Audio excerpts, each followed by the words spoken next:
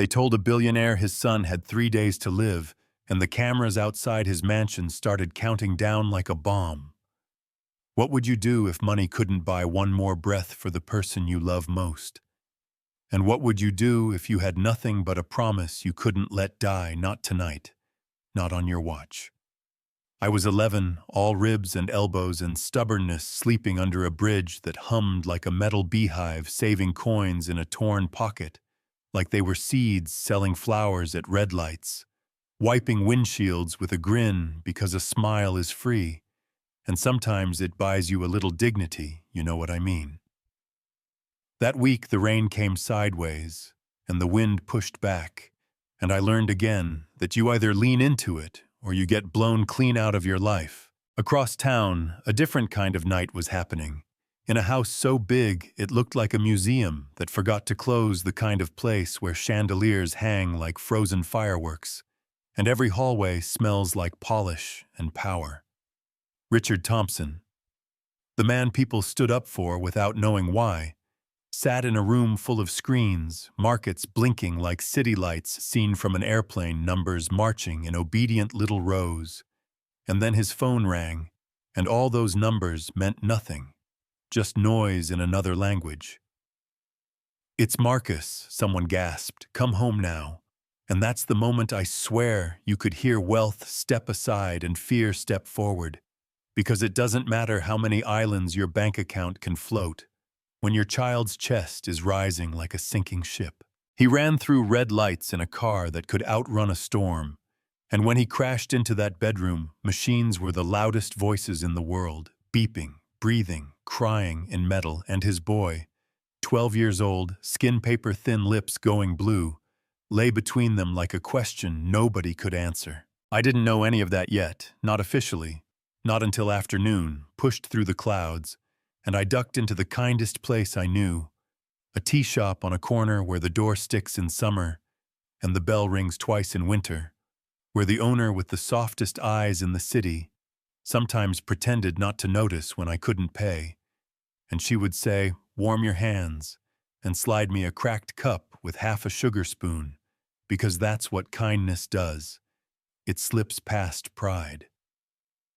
Two men at the next table were talking like news anchors without cameras. Billionaire's son, rare disease, 3 days, nothing the doctors can do. Their words landing in my cup like heavy raindrops, making the steam shake, making my chest feel like a string had been tugged from far away. "How old is he?" I asked. And when they said 12, I stood so fast, the chair squealed, and the owner's hand, the one I called Grandma Rosa, even though we weren't related by anything, but decency, touched my shoulder, trying to hold me on the ground. "Some things are beyond us," she whispered, and I said, "Maybe, but some things won't be if somebody tries," and I ran. I knew a kid like me wasn't getting past the guards and their black suits and their faces that don't move. I knew those kinds of buildings are designed to say no without ever opening their mouths.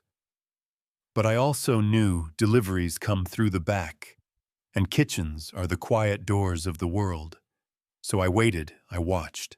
I slid behind a catering truck that smelled like eggs and steam. I found a white coat on a hook and put it on like a curtain, sleeves hanging past my hands. And I pushed a food cart down a hallway that shined like a mirror, where a poor boy could see exactly how poor he looked. "Room 507, a nurse muttered, when I asked, eyes suspicious, finger-pointing, like a warning. And when I turned the corner, there were 2 guards and a door that could end a life or save it. "Breakfast," I mumbled, head down, try not to breathe like a criminal. And someone opened the door, and I was in, and the air was colder in there, the light brighter, like the room wanted to be sure it saw everything that happened. He looked smaller than 12 under all those white sheets, smaller than the wires and tubes and blinking lines that tried to claim him, eyes like washed green glass trying to stay open. "Who are you?" he whispered. And I said my name, and I said I came to help. And he tried to smile and almost coughed instead. "Help. The best doctors in the world are here." And I moved closer, because sometimes the only answer is to close the distance, to occupy the same air as the person you refuse to lose. I don't know how yet, I told him, but I can't do nothing. And something in his face softened.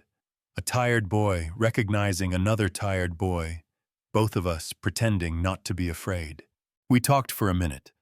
That felt like a door we both needed. He asked about the street. I told him how a sunrise feels when concrete still remembers yesterday's heat. How the sky starts orange, then goes pink, so soft. It could be a secret, then thin gold. And if you let that gold touch your face, it feels like a blessing. And he said he'd never seen a sunrise because there were always tutors and meetings and expectations he didn't ask for. And we both laughed a little, not because anything was funny, but because life is rude enough to be ironic. I had nothing, and lived wide open. He had everything, and lived under glass. That's when his father walked in, and the air bent around him like heat on a highway. "Who are you?" he demanded. "And how did you get in?" And the guards took a step, like a period at the end of a sentence. But the boy on the bed, Marcus, said he's my friend. And the word friend dropped into the room like a ladder. And his father stopped moving, and there was a long minute where Money looked at a kid with a borrowed coat and had to choose whether to crush him or listen. "You can stay," he said finally, voice like a door hinge that hadn't moved in years. "But don't give my son false hope. Hope can hurt worse than truth," and I looked him in the eye and asked the only thing I knew to ask. What if hope is a kind of truth we gave up on because it didn't fit the chart? And he didn't answer, he just turned away like I'd said something louder than I meant to. I left that night because staying would have felt like lying. I had a feeling more than a plan, a story, more than a map, a memory of something Rosa once told me when the awning drummed with rain. About healers who lived far from city noise, about plants that knew our pain by name, about medicine that didn't come in a bottle with a barcode. You can roll your eyes, I get it. But when a clock is chewing hours off a child's life, science and faith, logic and love, they all start borrowing from each other. And the only rule left is try. I walked out of the city under a sky that looked bruised. I asked strangers in small towns with sleeping dogs and slanted porches if anyone knew a healer, and most people laughed or shook their heads. Hospitals, not fairy tales. And I said he already tried hospitals, and I kept moving because you don't stop when you've promised yourself you won't. An old man by a river looked at me for a long time, eyes doing math that didn't need numbers, and finally he said, "Follow the water into the forest. Listen for the waterfall, a keeper lives there, but he will test your heart." And I said, "Good, I hope he does." The forest felt like a place the city forgot to ruin. The trees, standing close together, like family, light filtering down in thin stripes. The ground, writing scratches on my legs to remind me I was borrowing a path that didn't belong to me. The roar of the waterfall arrived before the water did, a sound like 1,000 secrets being told at once, and behind it, a small house breathed smoke that smelled like rain and something older. He opened the door before I knocked twice, hair white like the last frost, eyes bright, like the first dawn, hands stained green with 100 leaves. "Why have you come?" he asked, and I told him the truth, without pause. "My friend is dying. The doctors said 3 days. I can't carry that sentence around and call myself the person I want to be." And he asked me if my friend was rich, and I said very. And he asked if I was poor, and I said very. And he asked what I would gain if the boy lived, and I said nothing. I can spend maybe a sunrise we both see, maybe a little less shame when I look in the mirror. And he nodded like he'd been waiting to hear the last part. He came back with a small leather pouch that felt heavier than it looked, tipped it open, and the dried leaves inside glowed like moonlight that forgot to sleep. "Silver breath," he said. "A plant that blooms once every 10 years, where the forest refuses to be tamed. A medicine that can turn tides when a heart is right. a poison when a heart is wrong. And he looked at me the way a judge looks at a witness. He wants to believe, are your intentions clean? And I said yes, and my voice didn't tremble. Then run, he said, don't stop, and I didn't. 2 days walking out, half a day running back. Because the body makes different deals with time when you're racing a clock that doesn't forgive. And I hit the city at dawn, buildings pink on one side like they were blushing, and I shoved through the morning crowd with a word that makes a path even when people don't want to move. Please. The guards shouted, the nurses reached stairs, tried to slow me down, but I had promised a sunrise, and a promise is a kind of key. Room 507 was chaos, monitors, screaming doctors moving like intelligent panic. Mr. Thompson in the corner with his face buried in hands that looked too clean to pray, and Marcus was still in a way that made the world smaller. "Stop!" I yelled, and the room turned on me like I had knocked over something expensive. "Security," someone barked, and Mr. Thompson raised a hand, and everything froze. Pattern interrupt. Twist. He pulled a paper from his pocket with fingers that shook, a restraining order drafted that morning by a lawyer who never met me, a signature already drying. A document that would have moved me from problem to punishment, would have locked every door I knew how to open. He looked at it, he looked at his son, he looked at me, and he tore it in half, then in half again, and it sounded like somebody breaking a rule so old nobody remembered making it. "Everyone out," he said, voice gone low and dangerous except him. "If it were you, what would you have done? Stick around because what happened next will blow your mind." I crushed the leaves with water in a cup that smelled like steel and soap, and the scent that rose up was rain and honey and memory, and I lifted Marcus just enough to find his mouth, and I talked like words could lay blankets. "Remember our promise, real sunrises. You and me, don't be late." And I let 3 drops touch his tongue. 1, 2, 3, and then nothing. And then a whole eternity squeezed into a handful of seconds, where I thought I had failed, a promise I didn't have the right to make. And then he coughed a small cough like a door hinge waking up. Then again, stronger, and color began to walk back into his cheeks, like a tide returning to a shore. It loves. "It's working," breathed, and Mr. Thompson slid to his knees, saying his son's name like it was a prayer and a victory in the same breath. And the doctors rushed back, and the room turned into science and wonder, shaking hands, charts, flipping lines, smoothing beeps, finding a rhythm that made my spine unclench. And then Marcus opened his eyes and said, "Dad." And he said my name, and yeah, we cried. That happened. 2 days later, he was sitting up, then swinging his legs off the bed, then standing, the whole hospital buzzing like a hive hit by sunlight, headlines popping like fireworks. Miracle, impossible, recovery questions without answers. And you'd think that's where the story fades into happily ever after. But this is a city that confuses envy with ambition and calls it business. Mr. Thompson's biggest rival, a man named Victor Kane, with a smile that never made it to his eyes, had been waiting for an empire to crack. He had his hands out like a catcher under a falling building, and when Marcus didn't die, Victor's plans did, so he did what men like him do. He moved in the dark and assumed nobody else could see. A servant overheard the kind of conversation that makes your stomach go tight.